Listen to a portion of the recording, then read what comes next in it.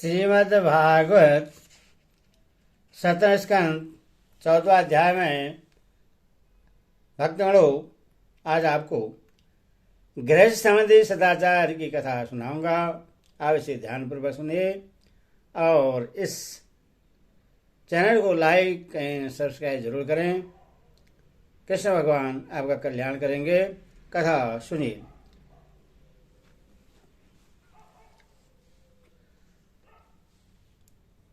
राजा युधिष्ठिर ने पूछा, देवर्षि नारद जी, मेरे जैसा ग्रहासक्त गृहस्थ बिना विशेष परिश्रम के इस पद को किस साधन से प्राप्त कर सकता है? आप कृपा करके मुझे बतलाइए। नारद जी ने कहा, युधिष्ठिर, मनुष्य गृहस्थाश्रम में रहे और गृहस्थ धर्म के अनुसार सब काम करे, परंतु उन्हें भगवान के प्रति समर्पित कर दें और बड़े बड़े संत महात्माओं की सेवा भी करें। अवकाश के अनुसार विरक्त पुरुषों में निवास करें और बार बार श्रद्धापूर्वक भगवान के अवतारों की लीला सुधा का पान करता रहे। जैसे स्वप्न टूट जाने वाला मनुष्य स्वप्न के संबंधियों से आसक्त नहीं रहता, वैसे ज्यों ज्यों सत्संग के द्वारा बुद्धि शुद्ध हो, त्यों ही त्यों शरीर, स्त्री, पुत्र, धन आदि की आसक्ति स्वयं छोड़ता चले, क्योंकि एक न एक दिन ये छूटने वाले ही हैं। बुद्धिमान पुरुष को आवश्यकता के अनुसार ही घर और शरीर की सेवा करनी चाहिए, अधिक नहीं। भीतर से विरक्त रहे और बाहर से रागी के समान लोगों में साधारण मनुष्य जैसा ही व्यवहार कर ले। माता पिता, भाई बंधु, पुत्र मित्र, जाति वाले और दूसरे जो कुछ कहे अथवा जो कुछ चाहें, भीतर से ममता न रखकर उनका अनुमोदन कर दें। बुद्धिमान पुरुष वर्षा आदि के द्वारा होने वाले, अनादि पृथ्वी से उत्पन्न होने वाले सुवर्ण आदि, अकस्मात प्राप्त होने वाले द्रव्य आदि तथा और सब प्रकार के धन भगवान के ही दिए हुए हैं, ऐसा समझकर पारबंध के अनुसार उनका उपभोग करता हुआ संचय न करें। उन्हें प्रोक्त साधु सेवा आदि कर्मों में लगा दें। मनुष्य का अधिकार केवल उतने ही धन पर है जितने से उसकी भूख मिट जाए। इससे अधिक संपत्ति को जो अपनी मानता है वह चोर है, उसे दंड मिलना चाहिए। हिरण, ऊंट, गधा, बंदर, चूहा, सरिसृप, रेंग कर चलने वाले प्राणी, पक्षी और मक्खी आदि को अपने पुत्र के समान ही समझें। उनमें और पुत्र में अंतर ही कितना है। गृहस्थ मनुष्य को भी धर्म, अर्थ और काम के लिए बहुत कष्ट नहीं उठाना चाहिए, बल्कि देश काल और पारबंदी के अनुसार जो कुछ मिल जाए उसी से संतोष करना चाहिए। अपने समस्त भोग सामग्रियों को कुत्ते, पतित और चंडाल पर्यटन सब प्राणी को यथा योग्य बांटकर ही अपने काम में लाना चाहिए। और तो क्या, अपनी स्त्री को भी, जिससे मनुष्य समझता है कि यह मेरी है, अतिथि आदि की निर्दोष सेवा में नियुक्त रखें। लोग स्त्री के लिए अपने प्राण तक दे डालते हैं, यहाँ तक कि अपने माँ बाप और गुरु को भी मार डालते हैं। उस स्त्री पर से जिसने अपनी ममता हटा ली, उसने स्वयं नित्य विजयी भगवान पर भी विजयी प्राप्त कर ली। यह शरीर अंत में कीड़े, विष्ठा या राख की ढेरी होकर रहेगा। कहाँ तो यह तुच्छ शरीर और इसके लिए जिसमें आसक्ति होती है वह स्त्री, और कहाँ अपनी महिमा से आकाश को भी ढक रखने वाला अनंत आत्मा। गृहस्थ को चाहिए कि पारबंध से प्राप्त और पंच की आदि से बचे हुए अन्न से ही अपना जीवन निर्वाह करे। जो बुद्धिमान पुरुष इसके सिवा और किसी वस्तु में स्व तत्व नहीं रखते, उन्हें संतों का पद प्राप्त होता है। अपने वर्णाश्रम विहित वृत्ति के द्वारा प्राप्त सामग्रियों से प्रतिदिन देवता, ऋषि, मनुष्य, भूत और पितृगण का तथा अपने आत्मा का पूजन करना चाहिए। यह एक ही परमेश्वर की भिन्न भिन्न रूपों में आराधना है। यदि अपने को अधिकार आदि यज्ञ के लिए आवश्यक सब वस्तुएं प्राप्त हो तो बड़े बड़े यज्ञ या अग्निहोत्र आदि के द्वारा भगवान की आराधना करनी चाहिए। युधिष्ठिर, वैसे तो समस्त यज्ञों के भोक्ता भगवान ही हैं, परंतु ब्राह्मण के मुख में अर्पित किए हुए हवस्यान से उनकी जैसी तीव्रता होती है, वैसी अग्नि के मुख में हवन करने से नहीं।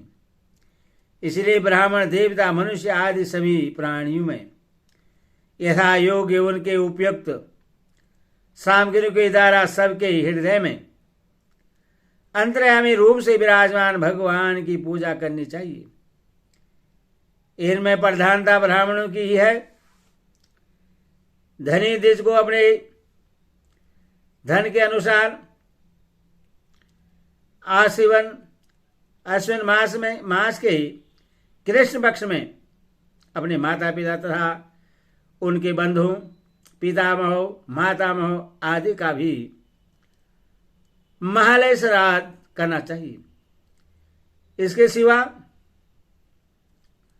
अयन, कर्क एवं मकर की संक्रांति, विषु, तुला और मेष की संक्रांति, व्यतीतपात, दिनशय, चंद्रग्रहण और या सूर्य ग्रहण के समय, द्वादशी के दिन स्वर्ण, धनिष्ठा और अनुराधा नक्षत्रों में, वैशाख शुक्ला तृतीया, अक्ष तृतीया, कार्तिक शुक्ला नवमी, अक्ष नवमी, अघन, पूष, माघ और फाल्गुन, इन 4 महीनों की कृष्णा षष्टमी, माघ शुक्ला सप्तमी, माघ की माघ नक्षत्र से युक्त पूर्णिमा और प्रत्येक महीने की वह पूर्णिमा जो अपने मास नक्षत्र चित्रा, वैशाखा, ज्येष्ठा आदि से युक्त हो, चाहे चंद्रमा पूर्ण हो या पूर्ण। द्वादशी तिथि का अनुराधा स्वर्ण, उत्तर फाल्गुनी, उत्तराषाढ़ा और उत्तरा भाद्रपद के साथ योगी। एकादशी तिथि का तीनों उत्तरा नक्षत्रों से योग अथवा जन्म नक्षत्र या स्वर्ण नक्षत्र के योग से योग।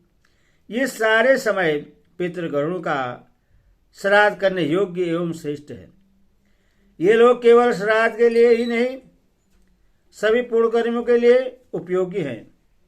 ये कल्याणी साधन के उपयुक्त और शुभ की अभिवृद्धि करने वाले हैं। इन अवसरों पर अपनी पूरी शक्ति लगाकर शुभ कर्म करने चाहिए। इसी में जीवन की सफलता है।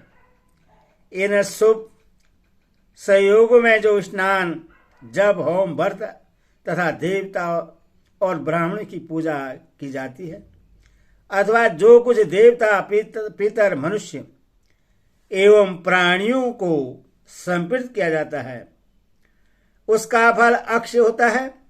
युधिष्ठिर, इसी प्रकार स्त्री के पुष्पन आदि, संतान के जात कर्मादि तथा अपने यज्ञ दीक्षा आदि संस्कारों के समय, सौदाह के दिन या वार्षिक श्राद्ध के उपलक्ष्य में अथवा अन्य मांगलिक कर्मों में दान आदि शुभ कर्म करने चाहिए। युधिष्ठिर, अब मैं उन स्थानों का वर्णन करता हूं जो धर्म आदि श्रेय की प्राप्ति कराने वाले हैं। सबसे पवित्र देश वह है जिसमें सन्पात्र मिलते हों, जिनमें यह सारा चर और अचर जगत स्थित है।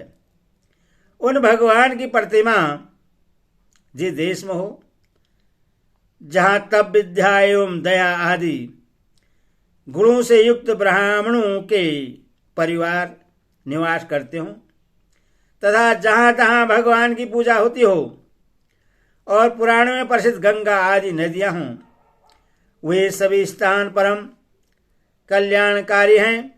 पुष्कर आदि सरोवर, सिद्ध पुरुष के द्वारा सेव क्षेत्र, कुरुक्षेत्र, गया, प्रयाग, पुलासर, शालिग्राम क्षेत्र, नैमिषारण्य, फाल्गुन क्षेत्र, सेतुबंध, प्रभास, द्वारिका, काशी, मथुरा, पंपासर, बिंदु सरोवर, बद्रिकाश्रम, अलकनंदा भगवान सीताराम जी के आश्रम, अयोध्या, चित्रकूट आदि, महेंद्र और मल्य आदि समस्त कुल पर्वत और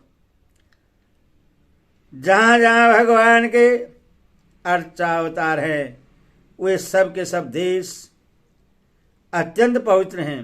कल्याणकामी पुरुषों को बार बार इन देशों का सेवन करना चाहिए। इन स्थानों पर जो पुण्य कर्म किए जाते हैं, मनुष्य को उनका 1000 गुना फल मिलता है। युधिष्ठिर, यात्रा निर्णय के प्रसंग में पात्र के गुणों को जानने वाले विवेकी पुरुषों ने एकमात्र भगवान को ही सत्पात्र बतलाया है। यह चराचर जगत उन्हीं का स्वरूप है। अभी तुम्हारे इसी यज्ञ की बात है। देवता, ऋषि, सिद्ध और सनकादिकों के रहने पर भी अग्र पूजा के लिए भगवान श्री कृष्ण को ही पात्र समझा गया। असंख्य जीवों से भरपूर इस ब्रह्मांड रूप महावृक्ष के एकमात्र मूल भगवान श्री कृष्ण ही हैं। इसीलिए उनकी पूजा से समस्त जीवों की आत्मा तृप्त हो जाती है। उन्होंने मनुष्य, पशु, पक्षी, ऋषि और देवता आदि के शरीर रूप पूर्वों की रचना की है तथा वे ही इन पूर्व में जीवन रूप से शयन भी करते हैं। इसी से उनका एक नाम पुरुष भी है। युधिष्ठिर, एक रस रहते हुए भी भगवान उन मनुष्य आदि शरीरों में उनकी विभिन्नता के कारण न्यूनाधिक रूप से प्रकाशमान है। इसीलिए पशु, पक्षी आदि शरीरों की अपेक्षा मनुष्य ही श्रेष्ठ पात्र है। और मनुष्य में भी जिसमें भगवान का अंश, तब युग आदि जितना ही अधिक पाया जाता है, वह उतना ही श्रेष्ठ है। युधिष्ठिर, त्रेता आदि युगों में जब विद्वानों ने देखा कि मनुष्य परस्पर एक दूसरे का अपमान आदि करते हैं, तब उन लोगों ने उपासना की सिद्धि के लिए भगवान की प्रतिमा की प्रतिष्ठा की। तभी से कितने ही लोग बड़ी श्रद्धा और सामग्री से प्रतिमा में ही भगवान की पूजा करते हैं, परंतु जो मनुष्य से द्वेष करते हैं, उन्हें प्रतिमा की उपासना करने पर भी सिद्धि नहीं मिल सकती। युधिष्ठिर, मनुष्य में भी ब्राह्मण विशेष सुपात्र माना गया है, क्योंकि वह अपनी तपस्या, विद्या और संतोष आदि गुणों से भगवान के वेद रूप शरीर को धारण करता है। महाराज, हमारी और तुम्हारी तो बात ही क्या है। ये तो सर्वात्मा भगवान श्री कृष्ण हैं। इनके इष्टदेव ब्राह्मण ही हैं, क्योंकि उनके चरणों की धूल से तीनों लोक पवित्र होते रहते हैं। हरि ओम तत्सत्, हरि ओम तत्सत्, हरि ओम।